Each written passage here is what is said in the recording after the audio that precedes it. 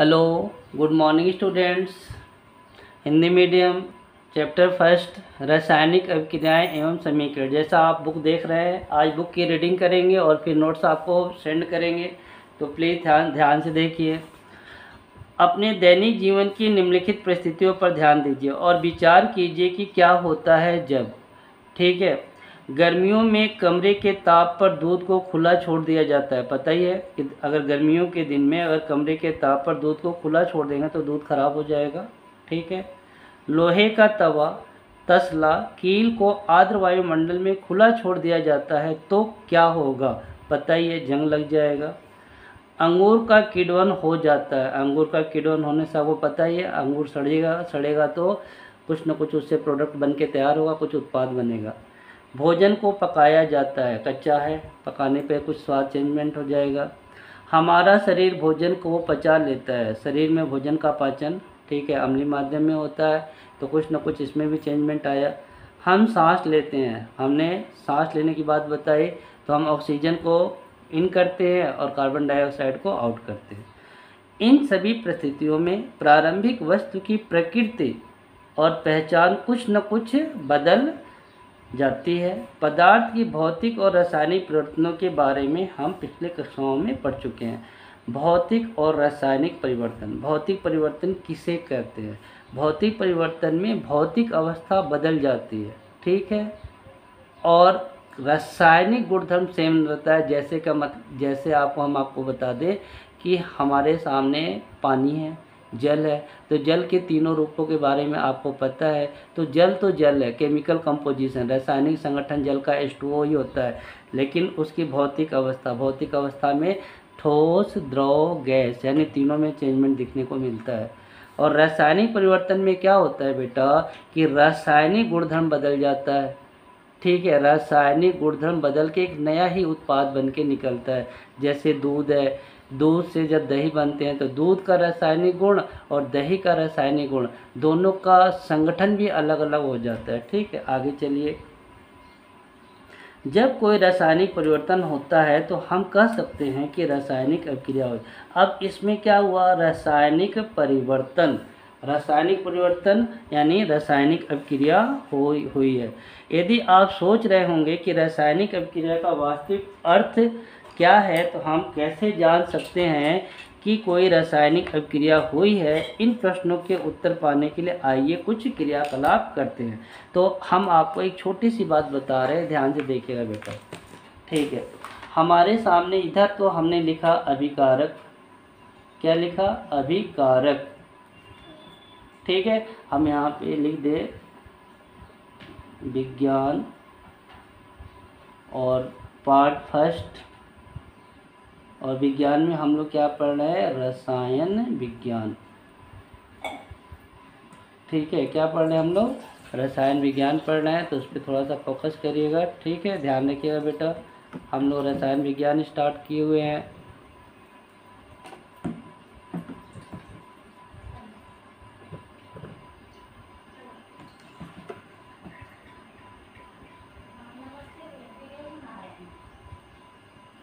ठीक है, अब अभिकारक और उत्पाद के बारे में हम आपको बता दें कि बेटा अभिकारक में कुछ न कुछ रासायनिक परिवर्तन होगा, कुछ न कुछ क्या होगा? रासायनिक परिवर्तन होगा, और रासायनिक परिवर्तन होने के बाद क्या बनेगा? उत्पाद बनेगा, ठीक है। तो इसके लिए हम लोग क्रियाकलाप करते हैं।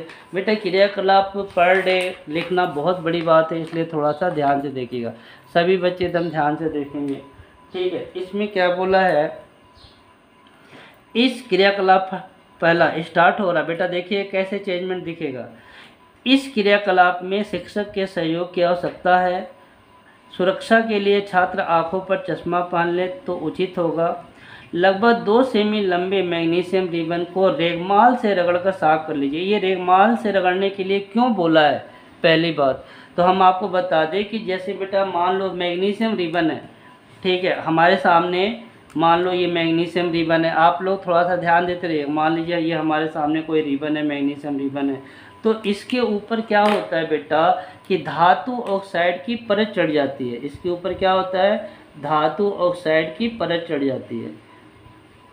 ठीक है, अब ये जो मैंने ग्रीन कलर से बनाया है, मान लो इसके ऊपर कोई धातु ऑक्साइड की परत चढ़ जाती है और ये आपका है मैग्नीशियम रिबन। ठीक है, अब मैग्नीशियम रिबन है ये। अब इस पर हम लोग इसको क्या करेंगे कि जब इसको हमें जलाना है तो जलाने से पहले हम लोग क्या करेंगे, इसको रेजमाल, ठीक है, रेगमाल से रगड़ कर साफ़ कर लेंगे। तो साफ़ करने से क्या होगा कि धातु ऑक्साइड की जो परत है वो साफ़ हो जाएगी और साफ़ होने के बाद जो उत्पाद बनेगा वो एकदम क्लियर होगा। ठीक है, तो आगे बोला है, इसे चिमटे से पकड़कर स्प्रिट लैंप या बर्नर से इसको दहन करिए तथा इससे बनी राख को वॉश ग्लास में इकट्ठा कर लीजिए, जैसा कि चित्र 1.1 में दिखाया गया है। मैग्नीशियम रिबन को दहन करते समय अपनी आंखों को यथासंभव दूर रखिए। आपने क्या परीक्षण किया? अब हम आपको परीक्षण बता रहे हैं, ध्यान से देखिएगा बेटा। हमने क्या किया कि मैग्नीशियम रिबन को दहन करना, ऑक्सीजन में दहन किया। दहन करते ही आपके सामने आया MgO, ठीक है, MgO आया। तो हम लोग बैलेंस ही बराबर करेंगे, यानी कि इस समीकरण को संतुलित करेंगे। तो यहाँ पे 2 है तो यहाँ पे हमने 2 लगा दिया। तो यहाँ पे 2 मैग्नीशियम भी हो गया, 2 ऑक्सीजन हो गया। तो ऑक्सीजन तो बैलेंस हो गया, लेकिन मैग्नीशियम बैलेंस नहीं हुआ है, इसलिए इसके आगे हमने क्या कर दिया, 2 लगा दिया। ठीक है, अब हम आपको बताएं कि ये तो आपका है मैग्नीशियम रिबन, ये मैग्नीशियम रिबन है। ठीक है, और इसको जब हम लोग ऑक्सीजन में जलाए हैं, ठीक है, ऑक्सीजन में जब जलाएंगे तो हमें प्राप्त होगा मैग्नीशियम ऑक्साइड। ठीक है, ध्यान रखिएगा बेटा, ये है मैग्नीशियम ऑक्साइड। तो ये जो आपका जो मैग्नीशियम ऑक्साइड होगा, ये आपको कैसे पता चलेगा? तो ये आपको बेटा, ये मान लीजिए आपके सामने मैंने एक प्लेट ले लिया, इस प्लेट में मैग्नीशियम रिबन की राख आएगी। ठीक है, राख प्राप्त होगा। जब मैग्नीशियम रिबन को हम लोग जलाएंगे तो जलाने के बाद हमें राख में परिवर्तन मिलेगा, यानी कि ये राख में बन जाएगा और ये कैसा होगा, सफ़ेद कलर की राख प्राप्त हो जाएगी। ठीक है, तो आपने क्या देखा कि मैग्नीशियम रिबन राख में बदल गया। ठीक है, तो यहाँ पर क्या हुआ, पूछा है प्रश्न में, आपने क्या परीक्षण किया? तो रिबन सफ़ेद राख में बदल गया। ठीक है, तो यहाँ पर सफ़ेद राख में बदलना यानी कि रासायनिक परिवर्तन हुआ है। अब रासायनिक परिवर्तन किस में हुआ, पहले आप ध्यान रखिए। तो रासायनिक परिवर्तन रिबन में हुआ। रिबन में जब हम लोग रिबन को, ये रिबन है, इसको जब जलाए तो वाइट सब्सटेंस जो प्राप्त हुआ था, या वाइट पदार्थ सफ़ेद पदार्थ जो प्राप्त हुआ था, वो आपका मैग्नीशियम ऑक्साइड का। तो यहाँ पर भी आपको केमिकल प्रोसेस दिख रहा है, यानी कि केमिकल परिवर्तन होता हुआ दिख रहा है। पहला हो गया। फिर सेकेंड वाले में क्या बोल रहा है, ये बेटा ध्यान रखते जाइएगा, फिर हम लोग आपको नोट्स भेजेंगे, कोई दिक्कत नहीं है, लेकिन आपको केवल क्लियर कर रहे हैं। ठीक है, फिर सेकेंड एक्टिविटीज़ में क्या बोला है, थोड़ा सा ध्यान से देखेंगे। सेकेंड एक्टिविटीज बोल रहा है, ध्यान से देखिए। आपने देखा होगा कि चमकदार श्वेत लौह के साथ मैग्नीशियम रिबन का दहन होता है और श्वेत चूर्ण में परिवर्तित होता है। मैंने बोला ना, श्वेत चूर्ण का मतलब श्वेत राख। ठीक है, सफ़ेद राख में बदल जाएगा। यह जो सफ़ेद राख है या जो चूर्ण है, ये किसका है, मैग्नीशियम ऑक्साइड का है। वायु में उपस्थित ऑक्सीजन और मैग्नीशियम के बीच होने वाली अभिक्रिया का कारण यह बनता है। तो कारण क्या होता है कि रासायनिक परिवर्तन चेंज हो जाता है।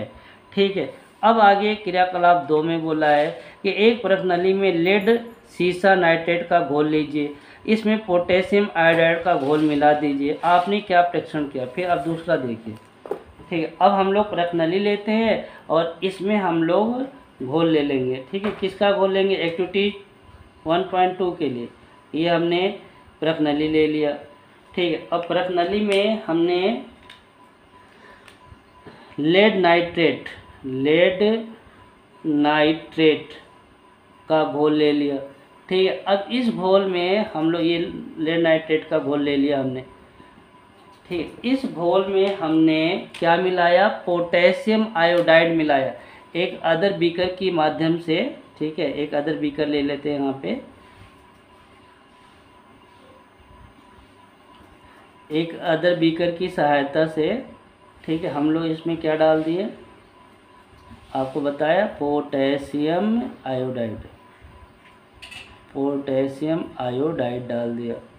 ठीक है, तो क्या चेंजमेंट हुआ, तो क्या चेंजमेंट होगा बेटा, आप ध्यान से देखिएगा कि जैसे ही लेड नाइट्रेट में पोटेशियम आयोडाइड डालेंगे वैसे ही बीकर में, ये आपका बीकर, एक बीकर बना दे, वही बीकर को ले लेते हैं। ठीक है, ठीक है, जैसे ही पोटेशियम आयोडाइड लेड नाइट्रेट में मिक्स हुआ, मिला, वैसे ही बेटा यहाँ पर आपको, ठीक है, तुरंत पीले रंग का, ठीक है, अवक्षेप प्राप्त होगा।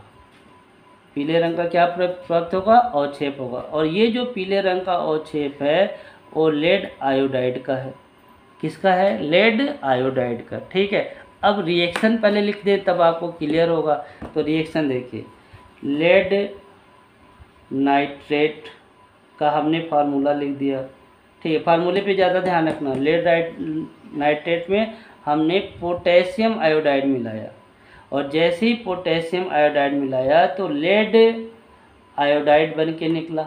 ठीक है, देखिए यहाँ पे पोटेशियम भी 2 है, आयोडाइड भी 2 है, तो आयोडीन भी 2 है, तो यहाँ पे PbI2 लिख दिया। Pb यहाँ पर 1 है और यहाँ पे 2 है, तो यहाँ पे I2 लिख दिया। प्लस आपको बनेगा पोटेशियम नाइट्रेट। ठीक है, ध्यान रखिएगा बेटा। ठीक है, तो ये जो लेड आयोडाइड है ये किस रंग का आएगा, पीले रंग का आएगा। तो आपने देखा कि इसमें यानी इन दोनों में भी क्या हुआ, रासायनिक परिवर्तन हुआ। ठीक है, तीनों अभिक्रिया में कुछ न कुछ परिवर्तन हो रहा है। जब पहले वाले में क्या हुआ था, अवस्था में परिवर्तन हुआ था, दूसरे वाले में क्या हुआ, रंग में ही परिवर्तन हो गया। ये जैसा भी कलर होगा सेम इज समथिंग, ये कलर क्या हो गया, चेंज हो गया। ठीक है, तीसरा अब एक्टिविटी दिखा रही है, एक्टिविटी नंबर 2 था। अब एक्टिविटी नंबर 3 ध्यान से देखिएगा। ठीक है,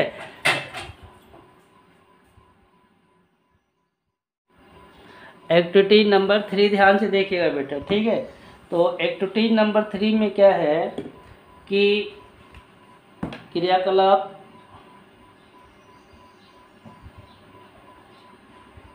क्रियाकलाप 1.3। अब 1.3 की थोड़ी सी रीडिंग कर लीजिए, देखिए क्या क्या कहता है।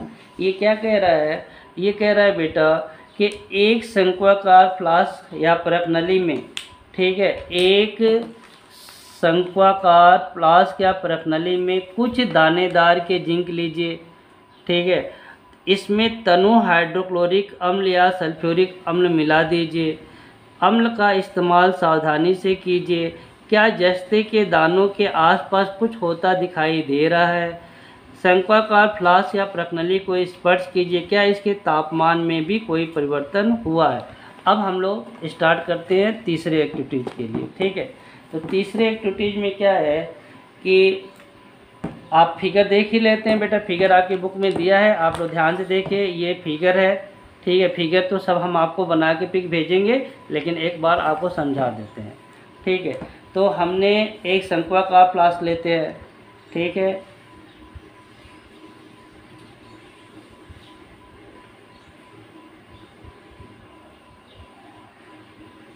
हमने यहाँ पे शंक्वाकार फ्लास्क लिया।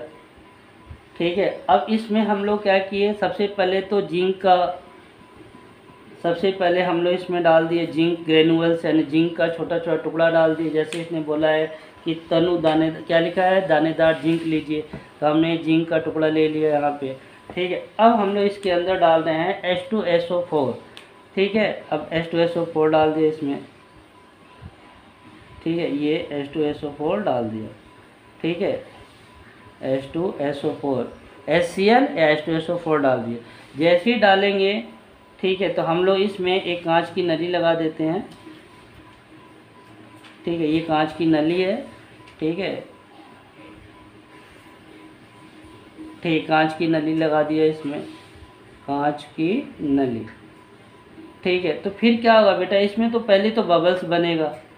ठीक है, पहले बबल्स बनेगा, फिर बबल्स कन्वर्ट हो जाएगा गैस में, और गैस इससे निकलने लगेगी। ठीक है, तो एक रिएक्शन आप ध्यान से देखेंगे तो आपको क्लियर हो जाएगा। ध्यान से देखिए कि जिंक लिया, जिंक ग्रेनुअल्स लिया और H2SO4 लिया।